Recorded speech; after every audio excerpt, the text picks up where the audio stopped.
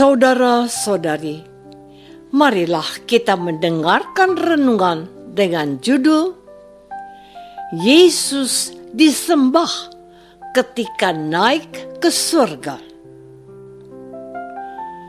yang berdasarkan pada Injil Lukas bab 24 ayat 50 sampai 52a. Lalu Yesus membawa mereka keluar kota dekat Betania. Di situ ia mengangkat tangannya dan memberkati mereka. Dan ketika ia sedang memberkati mereka, ia berpisah dari mereka dan terangkat ke surga. Mereka sujud menyembah kepadanya. Dalam nama Bapa dan Putra dan Roh Kudus. Amin. Saudara-saudari terkasih dalam nama Tuhan Yesus Kristus, hari ini adalah libur nasional karena hari ini adalah hari keagamaan umat Kristiani, yaitu Hari Raya Yesus Kristus naik ke surga. Mengapa saya katakan ini di awal renungan kita hari ini?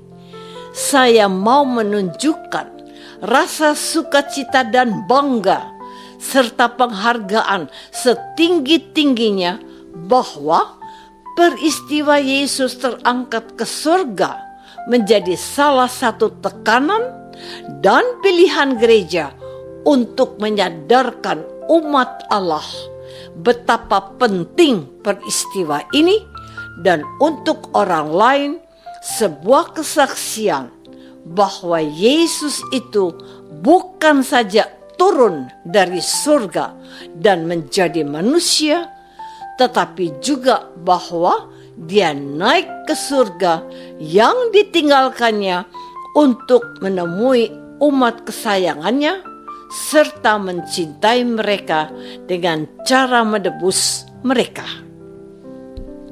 Katanya, sebelum ia terangkat ke surga, ada tertulis demikian: Mesias harus menderita dan bangkit dari antara orang mati pada hari yang ketiga.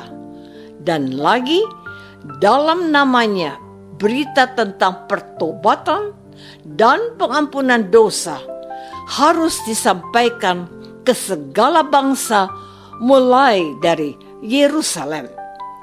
Kamu adalah saksi dari semuanya ini.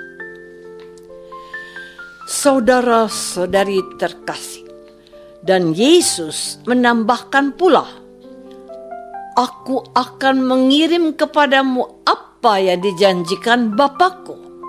Tetapi kamu harus tinggal di dalam kota ini sampai kamu diperlengkapi dengan kekuasaan dari tempat tinggi. Yang dimaksudkan oleh Yesus adalah Roh Kudus, Roh kebenaran dan penghiburan. Kita tidak menemukan kata-kata dari para murid atau pengikutnya. Juga Petrus yang temperamental pun tidak terdengar suaranya. Atau Filipus yang rajin bertanya kalau tidak mengerti. Mereka diam.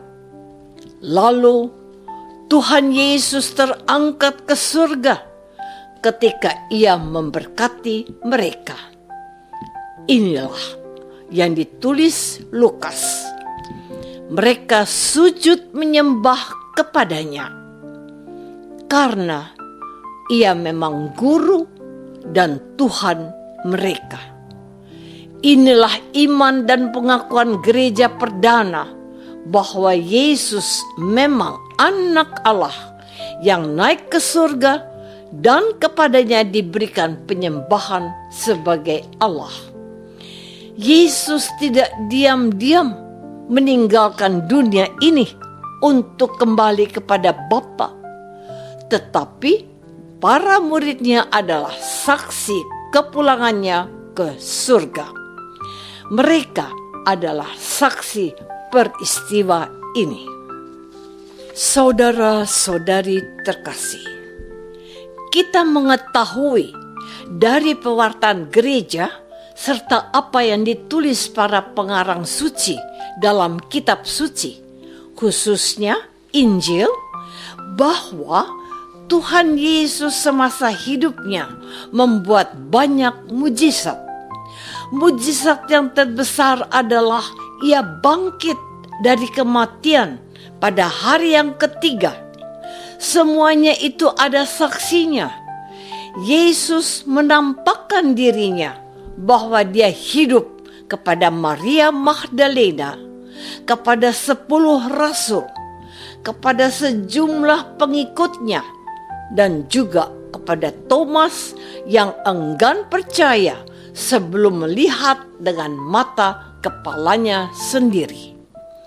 Setiap mujizat Yesus disaksikan para pengikutnya, dan hari ini kita merayakan mujizat Yesus naik ke surga, dan para muridnya melihat dan memberikan kesaksian kepada kita yang percaya kepada Yesus.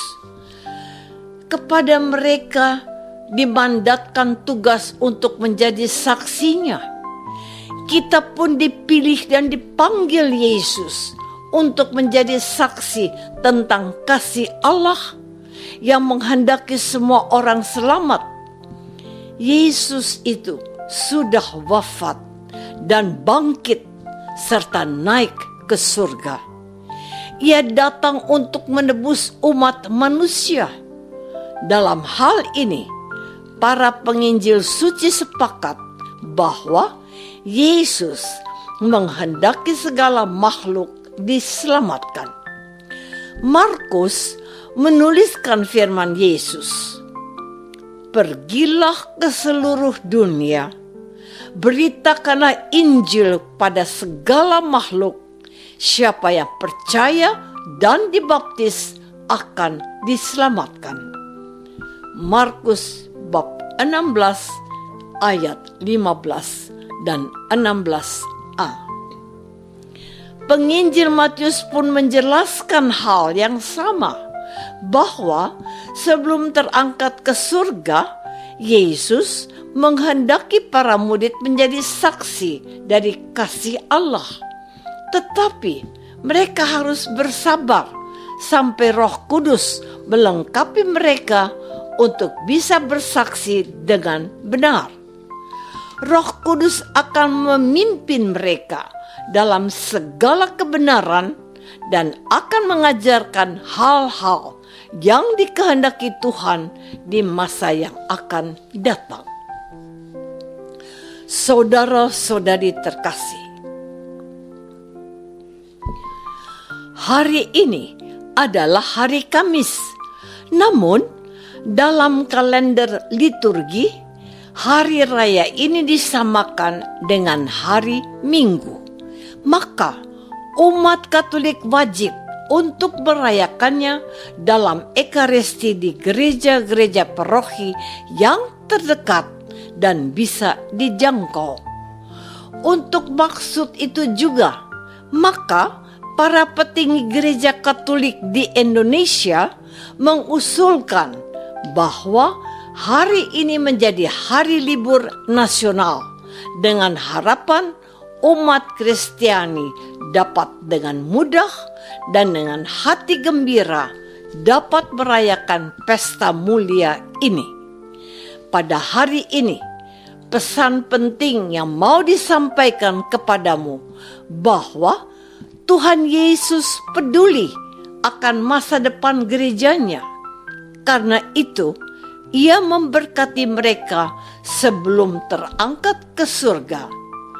Para pengikutnya memberikan respons sepantasnya dengan menyembah Dia sebagai anak Allah yang telah lahir ke dunia, mendidik mereka tentang kasih Allah, wafat dan bangkit untuk menebus dosa seluruh makhluk.